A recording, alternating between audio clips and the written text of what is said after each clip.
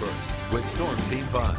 Afternoon, everyone. I'm Storm Team 5 meteorologist Chad Raithlisberger. A cloudy and at times a damp start to this Thursday here across northeastern Wisconsin. Still cloudy skies, 41 right now in Appleton. A lot of lower 40s across the area, and unfortunately, these temperatures won't really get a whole lot warmer as we head through the afternoon. A few more rain showers off to our east. Could have a spotty rain shower or drizzle at times through the rest of the afternoon and into the evening under cloudy skies, but more sunshine and warmer weather arrives as early as tomorrow.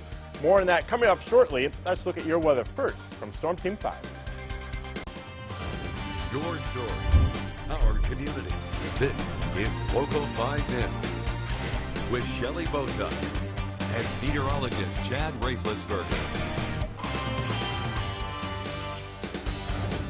Good afternoon, everyone. I'm Shelley Botuck. Thanks for joining Local 5 News at noon. And we begin with national news this afternoon. A redacted version of the long-awaited Mueller report is now public. CBS News is reviewing the more than 400-page report. The report reveals some of President Donald Trump's reaction when he learned a special counsel had been appointed.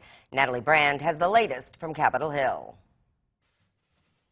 Attorney General William Barr has released a public version of Special Counsel Robert Mueller's long-awaited report on Russian interference in 2016. According to the report, the president said, "This is the end of my presidency," when told that a special counsel had been appointed. Barr spoke this morning before releasing it. We now know that the Russian operatives who perpetrated these schemes did not have the cooperation of President Trump or the Trump campaign. Barr also concluded there was not enough evidence to establish that the president committed obstruction of justice. Mueller did not reach a conclusion on that question, and CBS News has learned the special counsel's team was split. The White House fully cooperated with the special counsel's investigation, providing unfettered access to campaign and White House documents. President Trump reacted to Barr's conclusions with a Game of Thrones-inspired tweet that says, "Game over." I'm having a good day, too. It was called No Collusion, No Obstruction.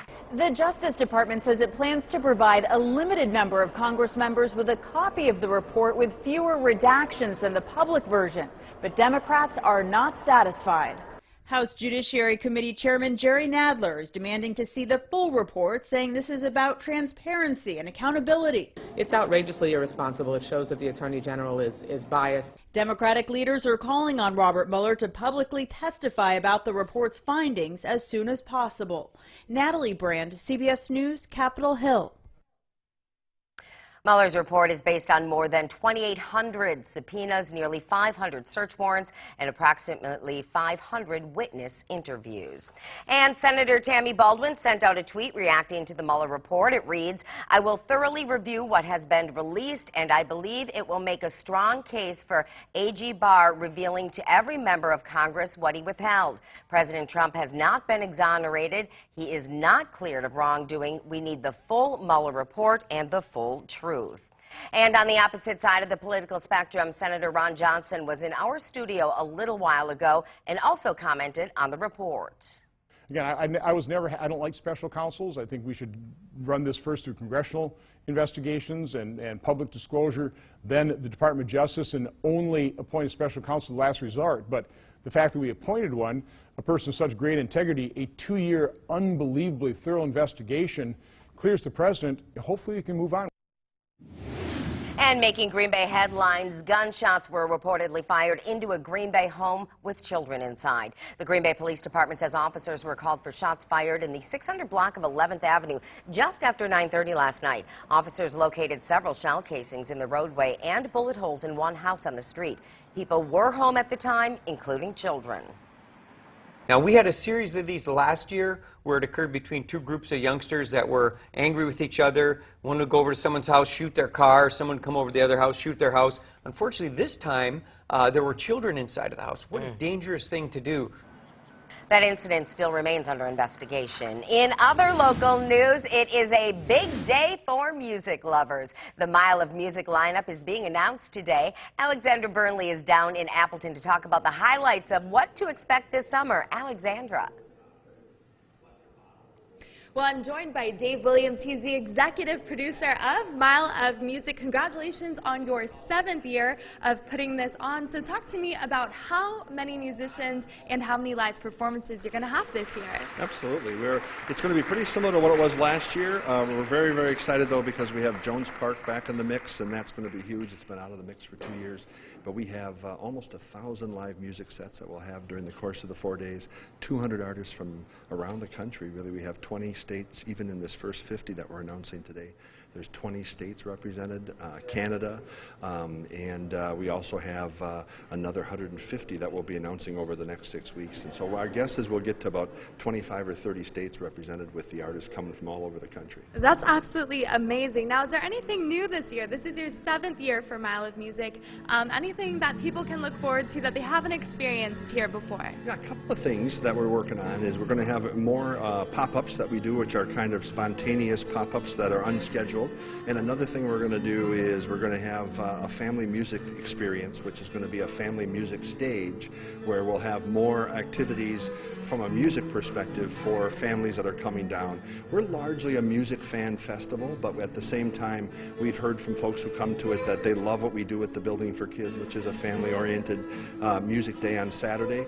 But we really want to have some additional activities on the Friday and the Saturday, and maybe even on Sunday, for families to come down and enjoy.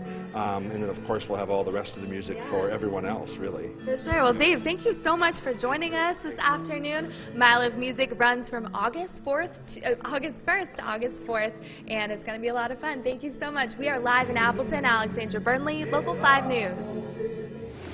Thanks, Alexandra. Keeping it local this afternoon, volunteers from across 5 counties were honored today at this year's 31st annual WPS Volunteer Awards. Local 5's Calvin Lewis has more from this year's event.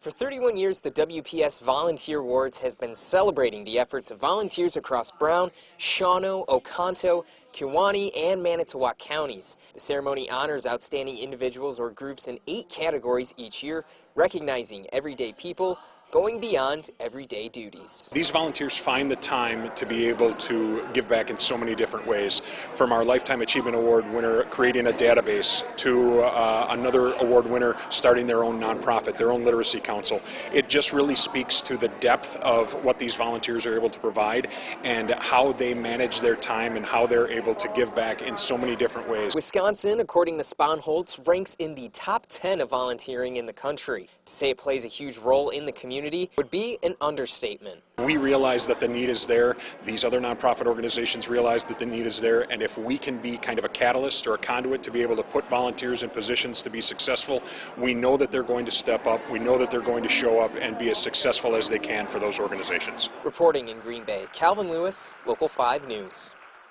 Thanks, Calvin. Each recipient and runner-up is given a donation from the Volunteer Center of Brown County to gift to the nonprofit or charitable organization of their choice. And once again, Local 5's Tom Zalaski and Aaron Davison emceed the event. Well, some farmers need help coping with the stresses that come along with the farm life. And the Collins family is opening up their farm for a mental health event. That story is coming up next in today's Ag Report. And after some heavy rain yesterday, we do have some river flood warnings across the area. We will have more details on that and talking about more sunshine in the forecast. That's all ahead in just a few minutes.